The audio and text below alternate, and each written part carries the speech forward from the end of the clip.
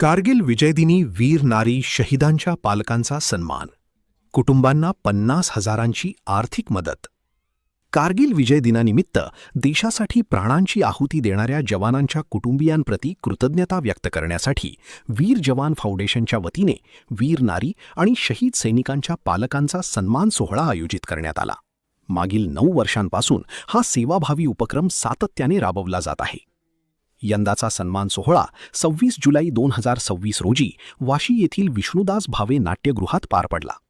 महाराष्ट्रातील विविध जिल्ह्यांतून आमंत्रित करण्यात आलेल्या वीर नारी आणि शहीद सैनिकांच्या पालकांचा यावेळी शाल, श्रीफळ आणि सन्मानपत्र देऊन गौरव करण्यात आला. यासोबतच शौर्य वारसा शिष्यवृत्ती अंतर्गत प्रत्येक सन्मानित कुटुंबाला 50,000ची आर्थिक मदत देण्यात आली.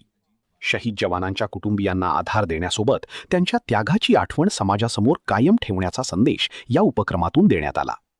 कार्यक्रमाचे विशेष आकर्षण ठरले ते पद्मश्री शंकर महादेवन आणि त्यांच्या सहकारी कलाकारांचे देशभक्तीपर गीतांचे सादरीकरण. या संगीतमय श्रद्धांजलीतून देशाच्या अमर शहीद जवानांना अभिवादन करण्यात आले. वीर जवान फाउंडेशनचे अध्यक्ष सुरेश काकडे, शिवसेना उपनेते विजय नाहटा, IAS निवृत्त, भारतीय सेनेचे वरिष्ठ अधिकारी आणि विविध क्षेत्रातील मान्यवर यावेळी उपस्थित होते.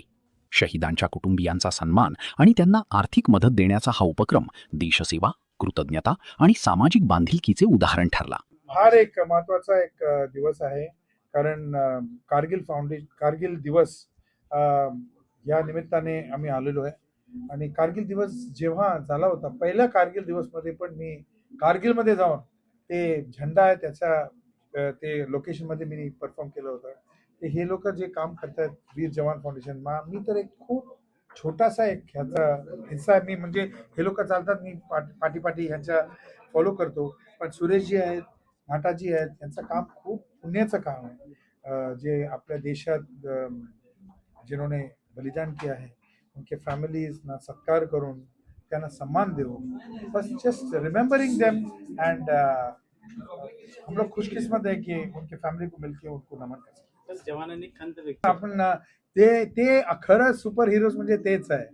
म्हणजे ते बघितलं ते हवलदार, त्यांचा दोन्ही मधुसूदन सुर्वे त्यांचं नाव सगळीकडे म्हणजे पॉप्युलर व्हायला पाहिजे, कारण आपल्या देशासाठी त्यांनी दोनों पैर उनके कट गए हैं because it was an attack end उनके बदन में 9 बुलेट्स त्यांच्या अंगात मतलब हे केलं आहे.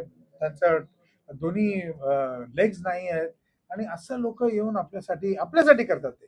तर दॅट वी शुड रिमेंबर आणि we should thank this organisation for bringing them forward. Thank you. काही पॉलिटिकल नाही कार्यक्रम आहेत, हा तुम्ही गेल्या अनेक वर्ष सातत्याने करतात. याच्यामागची भावना काय आहे, काय म्हणाल? वीर जवान फाउंडेशन साधारण मागच्या 9 वर्षापासून हा कार्यक्रम करत आहे.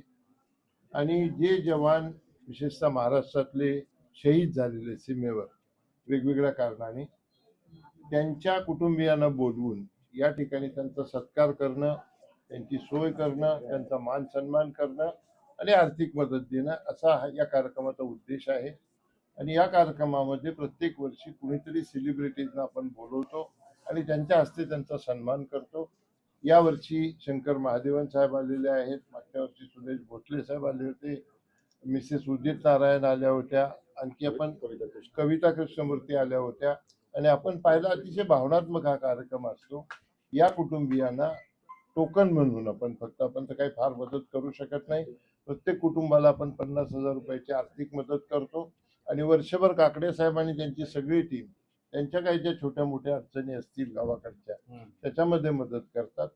हे वाढवण्याचा आमचा खूप विचार आहे. आणि या जे शहीद झालेले जवान आहेत त्यांच्या कुटुंबियांना कायम मदत करण्याच्या दृष्टीनं एक फंड तयार करणं, हॉस्टेल तयार करणं, अशा अनेक गोष्टी आमच्या मनामध्ये आहेत आणि त्याच्यासाठी आम्ही प्रयत्न. केंद्र सरकारकडून मी भारतीय सेनेमध्ये 18 वर्ष कार्यरत होतो.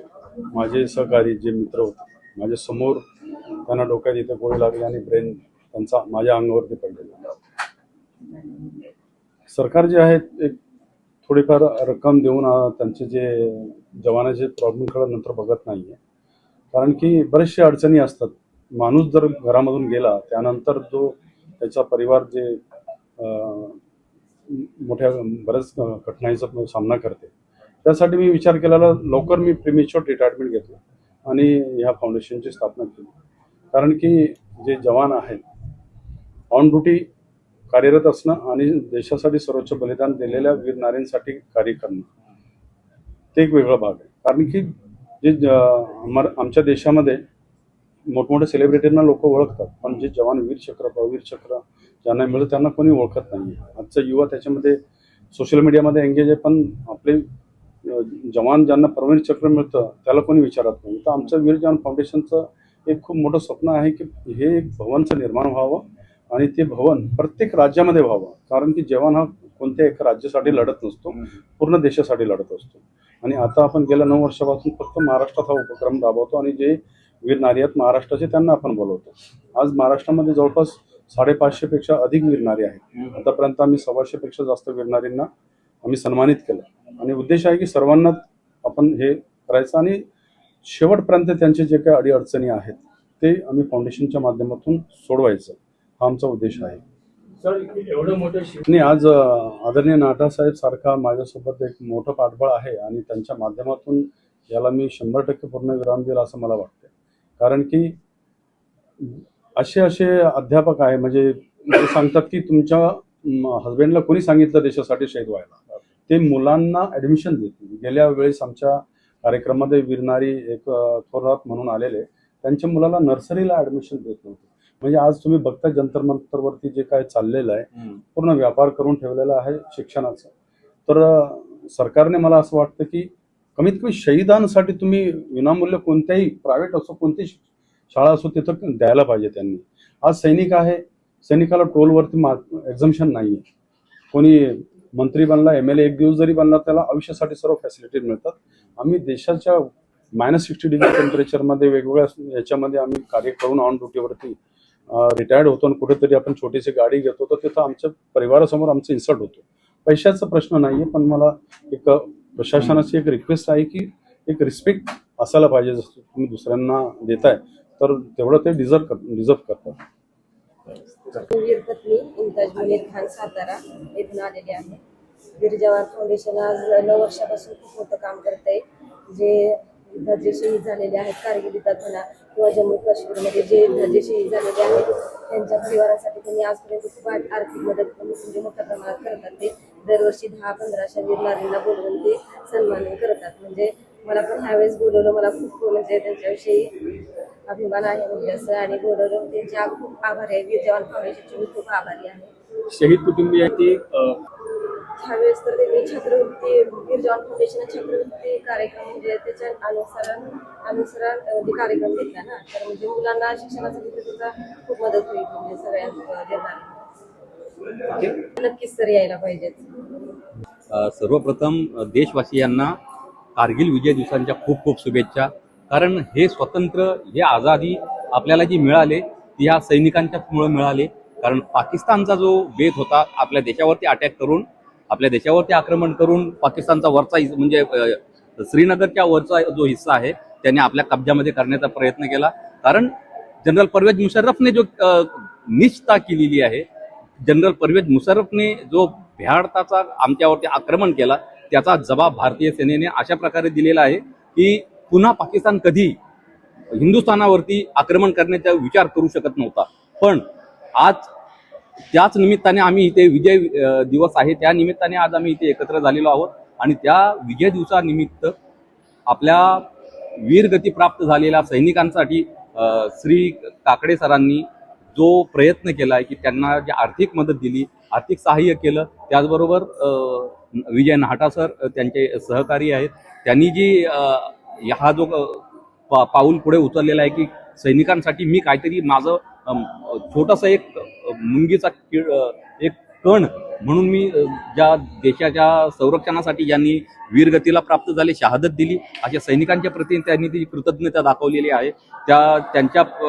त्यांच्यासाठी मी त्यांचे आभार व्यक्त करतो. आणि संपूर्ण सैनिकांना मी हे सांगू इच्छितो की देशाची रक्षण तुम्ही करा. पण आज मी ज्या संस्थेमध्ये आहे किंवा ज्या मी ह्याच्यामध्ये वावरतोय त्याच्यामध्ये मला कळतंय की संपूर्ण देश आपल्या पाठीमागं आहे.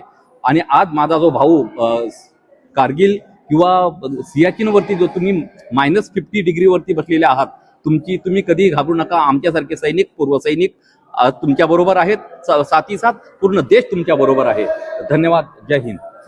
खरंच तुम्ही जो हा प्रश्न विचारला एकदम मोलाचा प्रश्न आहे की सरकार काय देते, कारण सरकारचं जे निमित्त असतं देण्याचं ते खूप कमी आहे.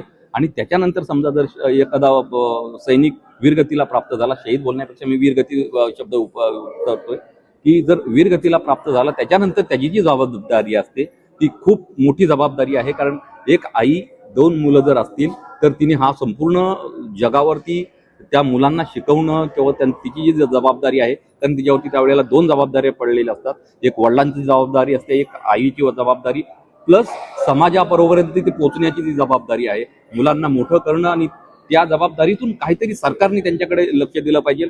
आणि वेळोवेळी जे आपले जवळचे जे राजकर्ते आहेत किंवा आपले जवळची आपली जी मंडळी आहे, त्यांनी सैनिक तुमच्याजवळ कधीही काही मागत नाही. सैनिक फक्त मागतो त्यांचं अधिकार, म्हणजे त्यांना फक्त सन्मान, आणि तो सन्मान ह्या समाजाने त्यांना द्यावा ही मी अपेक्षा करतो.